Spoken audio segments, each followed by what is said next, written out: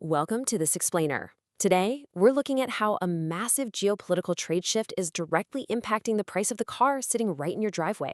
We're talking about global tariffs, billion-dollar agricultural deals, and the entire future of green technology. Let's get right into it. Okay, picture this. A Tesla Model 3 suddenly costs $8,000 less in Canada than the exact same car just across the border in the United States. And no, that is not a typo.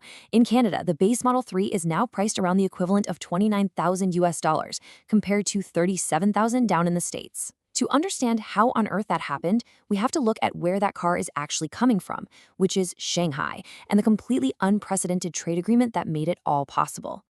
Section 1. The EV price problem.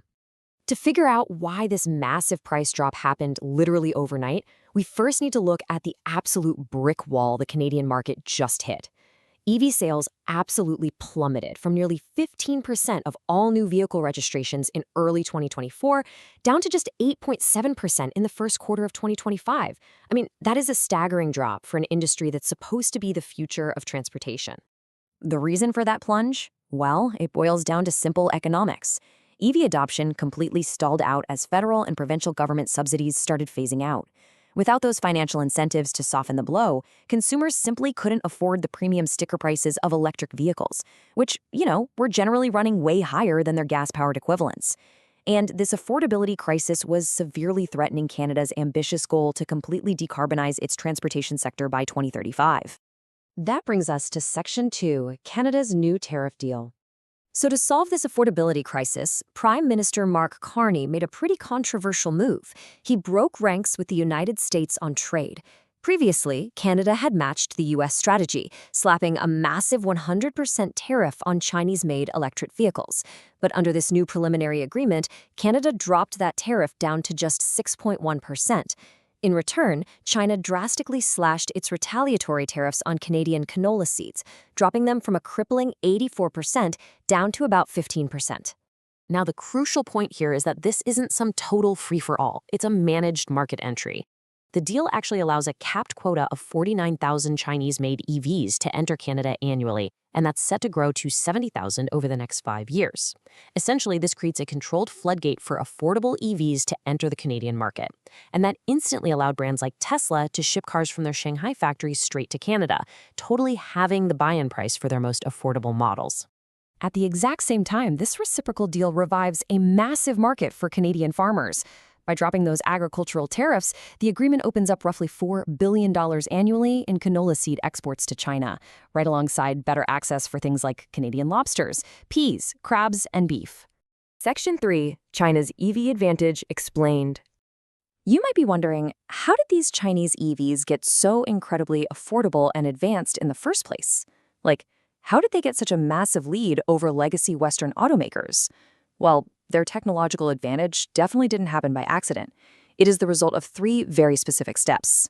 First, nearly 2 decades of massive government subsidies. We're talking an estimated $230 billion US dollars, which gave their industry an unbelievable head start. Second, a strategic focus on cheaper battery chemistry. And third, total vertical integration. That means companies like BYD are actually manufacturing their own batteries rather than buying them from third parties, which drastically keeps those supply chain costs down. Let's dig into that battery chemistry for a second, because honestly, it's fascinating. While Western automakers focused heavily on NMC batteries, which use nickel, manganese, and cobalt, China perfected LFP batteries, which stands for lithium iron phosphate.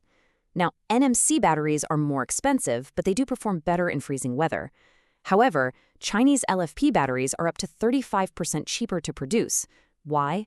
Because they rely on highly abundant iron, completely bypassing the need for expensive and controversial cobalt. And because those iron-based LFP batteries are way less prone to overheating, Chinese companies have been able to safely push the absolute limits of fast charging.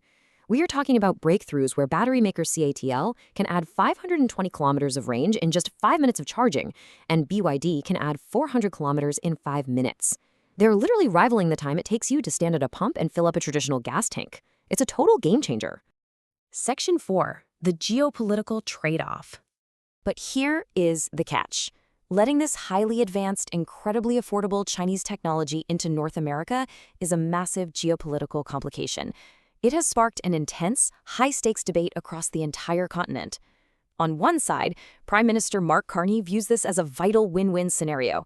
He argues this deal brings affordable options to struggling consumers who have just been completely priced out of the EV market. Plus, he anticipates this will eventually force Chinese automakers to set up joint venture manufacturing plants right inside Canada within the next few years, creating local jobs. On the flip side, critics like Ontario Premier Doug Ford see a severe risk. Ford warns that giving China a foothold in the Canadian market is a direct threat to domestic auto workers. He argues this lopsided deal could trigger a severe backlash from the heavily protected American market, potentially locking Canadian-built cars out of the U.S. entirely. To really put that specific risk into perspective for you, roughly 95% of all Canadian motor vehicle and parts exports are sent directly to the United States every single year. The Canadian and American auto supply chains are just deeply, historically intertwined.